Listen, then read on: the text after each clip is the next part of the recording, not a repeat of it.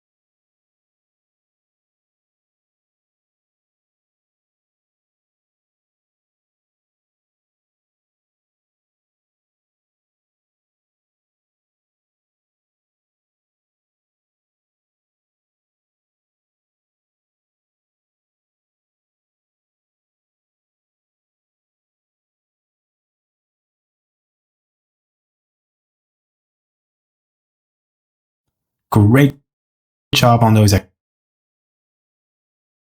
exercises. In this video, we'll focus on the second stage of the ETL pipeline.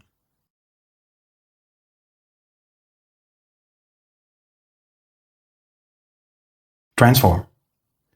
We've already talked a bit about transformations in the previous chapter when we talked about parallel computing. We saw how transformations are typically done using parallel computing. However, we didn't talk about what kind of transformations a data engineer has to do. To illustrate this, have a look at the following sample record of a customer database from a DVD store. It contains a customer ID, an email, the state they live in, and the date they created their account. Here's a non-exhaustive list of things the data engineer might have to perform on this data during the transform phase. First, there's a selection of a specific attribute. For example, we could select the email column only. Second, there is translation of code values. For example, New York could be translated into NY. Third, the transformation phase could validate the data. For example, if created at does not contain a date value, we could drop the record. For the last two transformations, splitting and joining, we'll go into some more detailed examples. In the first detailed example, the goal is to split up a single column into multiple columns. You might want to have the email address attributes split into username and domain name. For this example, we'll use pandas for the transformation. To achieve this, you can use the str.split method on the customer df.emailPandas series. After the split, you can add the two new columns, username and domain. Before moving to the final illustrative example of joining, we need to take a quick detour. The last transformation example will be using PySpark. We could just as well have used pandas if the load is small. However, since we use PySpark, the extract phase needs to load the table into Spark. We can do this with spark.read.jdbc, where Spark is a Spark session object. JDBC is a piece of software that helps Spark connect to several relational databases. There are some differences between the connection URI and the one you saw in the previous video. First of all, it's prepended by JDBC : to tell Spark to use JDBC. Second, we pass authorization information in the properties attribute instead of the URL. Finally, we pass the name of the table as a second argument. If you are interested in learning about Spark, DataCamp offers other courses that delve deeper into Spark. Now, let's move on to the final example. Let's say, as a marketing effort, we allow users to use their mobile phone to rate the films they watched. An external firm has created the service and you end up with a new database containing ratings from customers for specific films. For simplicity's sake, we'll assume that we use the same film and customer IDs as in the stores database. A transformation phase could use a table from the stores database and the ratings database. For example, we could add the mean rating for each customer as an attribute to the customer table. Now, how to do this in code with PySpark? Let's say you have two data frames, customer and ratings. We want to figure out the mean rating of each customer and add it to the customer data frame. First, we aggregate the ratings by grouping by customer ID using the group by method. To get the mean rating per customer, we chain the group by method with the mean method. Afterward, we can join the aggregated table with the customer table. That gives us a customer table extended with the mean rating for each customer. Note how we set matching keys of the two data frames when joining the data frames. For now, let's practice these concepts in the exercises.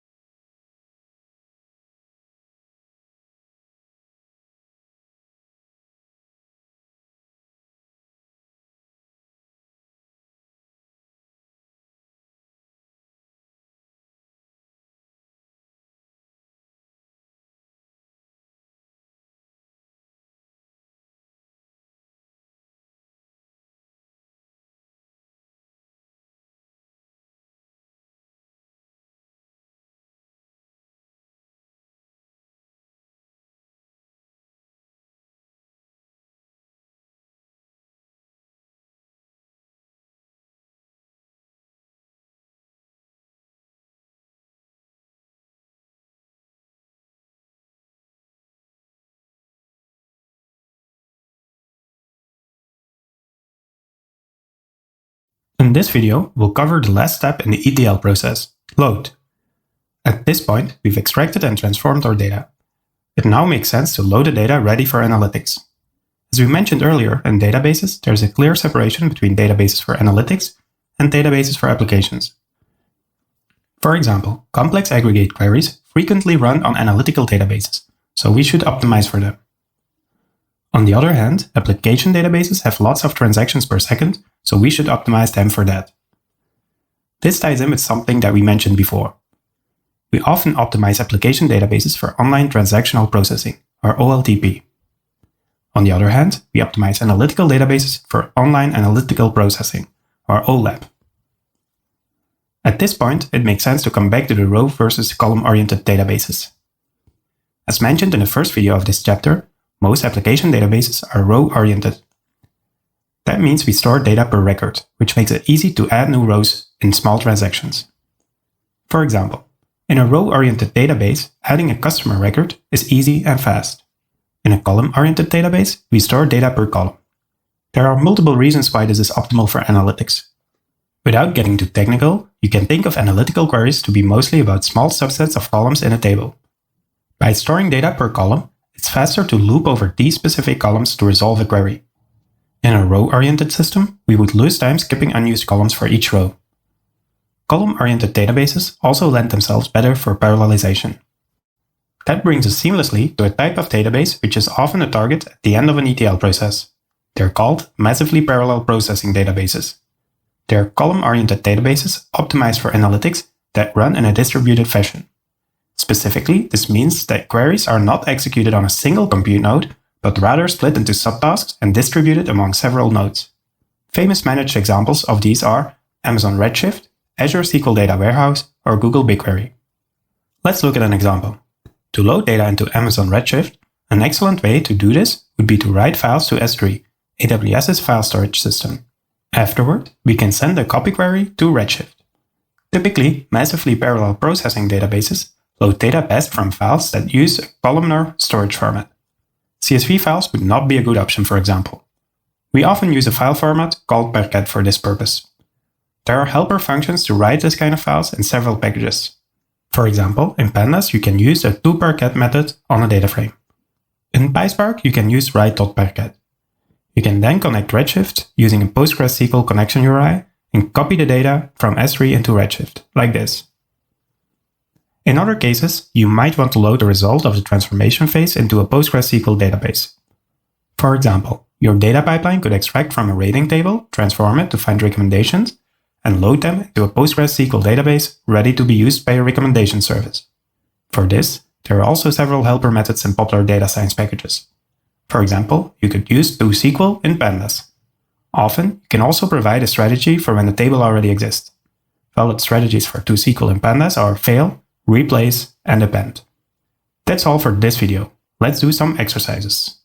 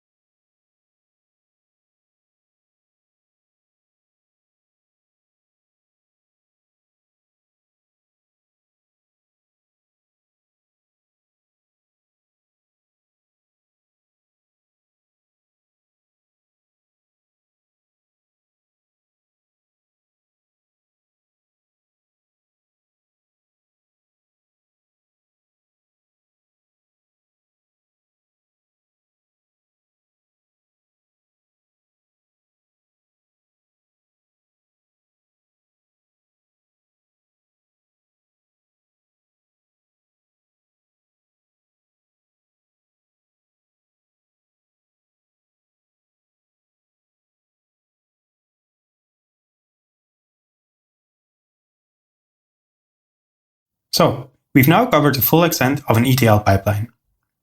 We've extracted data from databases, transformed the data to fit our needs, and loaded them back into a database, the data warehouse. This kind of batched ETL needs to run at a specific moment and maybe after we completed some other tasks. It's time to put everything together. First of all, it's nice to have your ETL behavior encapsulated into a clean ETL function. Let's say we have an extract table to df function, which extracts a PostgreSQL table into a pandas data frame. Then we could have one or many transformation functions that take a pandas data frame and transform it by putting data in a more suitable format for analysis. This function could be called split columns transform, for example. Last but not least, a load df into dwh function loads the transformed data into the PostgreSQL database. We can define the resulting ETL function as follows. The result of extract table to df is used as an input for the transform function. We then use the output of the transform as input for load df into dwh. Now that we have a Python function that describes the full ETL, we need to make sure that this function runs at a specific time. Before we go into the specifics, let's look at a small recap of Airflow. Apache Airflow is a workflow scheduler written in Python. You can represent directed acyclic graphs in Python objects. Tags lend themselves perfectly to manage workflows, as there can be a dependency relation between tasks in the DAG. An operator represents a unit of work in Airflow, and Airflow has many of them built in. As we saw earlier, you can use a bash operator to run a bash script, for example. There are plenty of other operators as well. Alternatively, you can write a custom operator. So the first thing we need to do is to create the DAG itself. In this code sample, we keep it simple and create a DAG object with the ID sample. The second argument is schedule interval, and it defines when the DAG needs to run. There are multiple ways of defining the interval, but the most common one is using a cron expression. That is a string which represents a set of times. It's a string containing 5 characters, separated by a space. The leftmost character describes minutes, then hours, day of the month, and lastly, day of the week. Going into detail would drive us too far, but there are several great resources to learn cron expressions online. For example, the website crontab.guru. The DAG in the code sample runs every 0th minute of the hour. Having created the DAG, it's time to set the ETL into motion. The ETL function we've defined earlier is a Python function, so it makes sense to use the Python operator class from the Python operator submodule of Airflow.